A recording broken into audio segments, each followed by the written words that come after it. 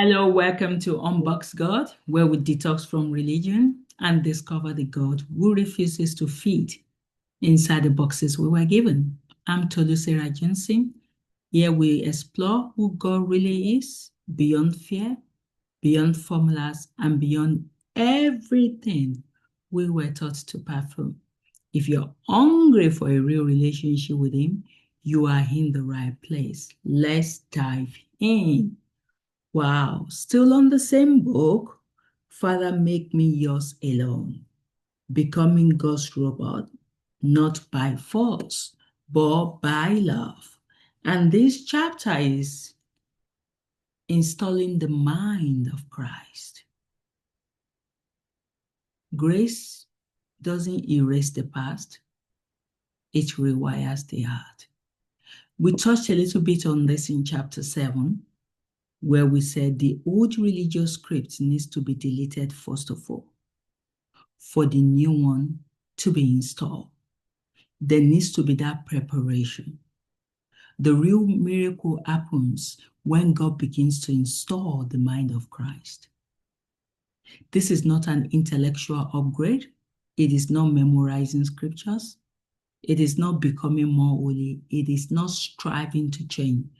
It is the rewiring of your heart, the rewriting of your inner dialogue, the replacing of the old programming, the removing of corrupt files, and the installation of Christ thinking, Christ feelings, Christ perspective, Christ love. And this is what my life has been going through in this past 2 years. There's been a lot of work that God has been doing. He had to delete the old script, and he's still deleting because there's still remnant of the old script. But he started rebuilding who I am supposed to be. When you call yourself a Christian, you're supposed to mean follower of Christ. You're supposed to display his love. People are supposed to be able to meet Christ through you.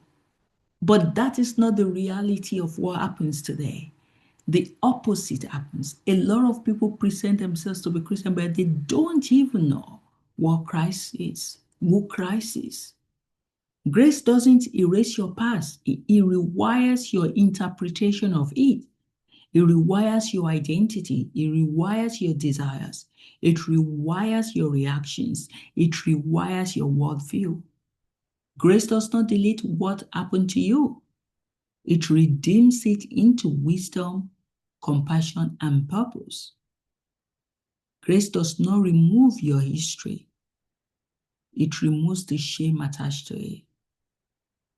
The mind of Christ is the miracle that takes a fearful believer and turns them into a willing robot of love, obeying effortlessly, not because they must, but because the affection has rewritten their yes. So, the code of Christ, obedience is the code of Christ. Obedience as practice. The mind of Christ is not installed in a moment. It is installed through practice, intentional, repetitive, daily. It is slow, deliberate replacing of self-will with divine will. So, Jesus' teachings, his commandment, parables, lifestyles, they are not random stories. They are blueprint of divine thought. They are a demonstration of who you should be. They are the recipe of love, the formula for divine behavior, the operating manual for the renewed mind. The mind of Christ begins to form when you practice what Jesus taught. Not read, not quote, not memorize. When you start practicing it, when you start living in his commandment. And that's why Jesus emphasizes on his parables, on his commandment, because they were demonstration of how we're supposed to live. And Jesus has said it several times. I did not come just because I want to die on the cross. I came to show you a way of love. And my messages are demonstration of how to demonstrate love. So it's important for you to get yourself familiarized with the commandments and the parables. We've written a book on that, the commandment of Jesus made simple, the parables of Jesus made simple by Matthew Roper Payne and Tolu Sarah Johnson. So you can look for that book and start seeing what it is to obey those commandments. Take every thought captive. Installing the mind of Christ requires one core discipline. Take every thought captive. That means compare every impulse with what Jesus taught. Measure every reaction against his love. Ask, is this the mind? Is this my mind or is? Yes, you need to keep checking. You will do this thousands of times, and each time, rewrite the heart a little more. Obedience becomes second nature. Yes. When the flesh is subdued and the spirit is followed, obedience becomes automatic. Not robotic in force, robotic in alignment. Like a glove on the master's hand, you become the vessel. The Holy Spirit becomes the engine. And you need the grace, the power source for transformation. Grace is the supernatural power that makes transformation possible. Grace does not remove your past. It redeems your past into purpose. Grace doesn't make your past disappear. It makes your past useful. Unconditional acceptance. Yes, transformation begins the moment you believe you are loved just as you are. So it's important for you to believe that you are unconditionally loved.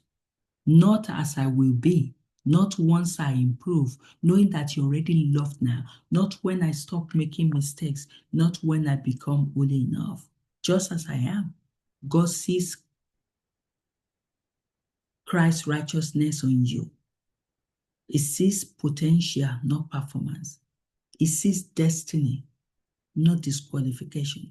There's so many times I ask him that, Papa, how are you able to wait for your children? For instance, in Matthew's life, Matthew has been struggling with addiction of prostitute and pornography for a long time, but you still keep waiting. You still keep using him.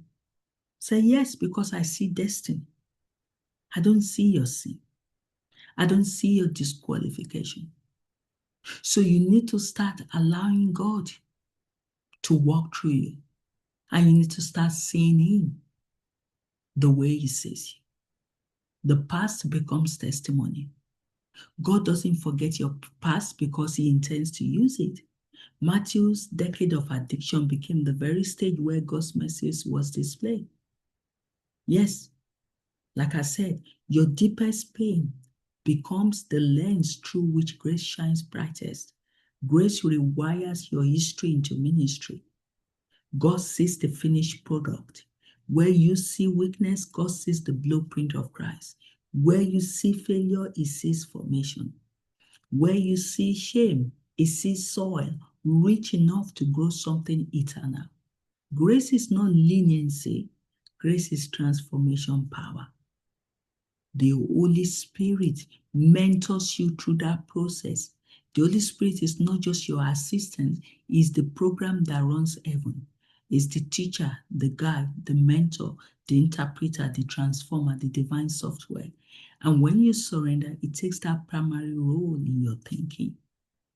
The Holy Spirit is the master algorithm that governs heaven, like we said in previous chapter.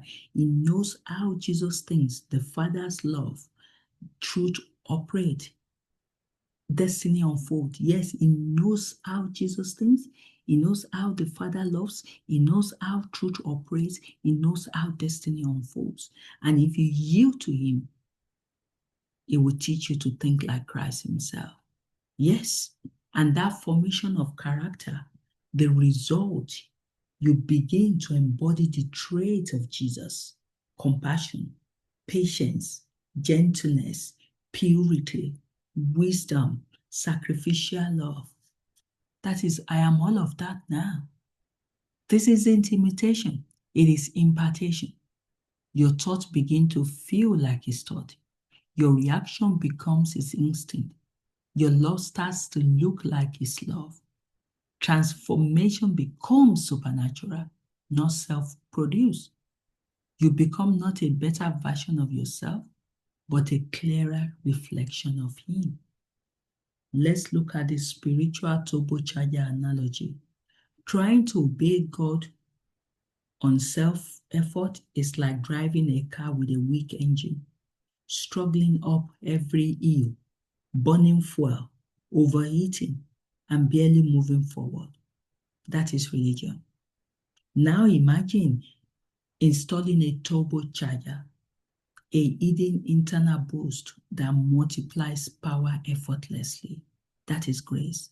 Grace is the protein shake of the Spirit, a supernatural enhancer that empowers you to do what was impossible before.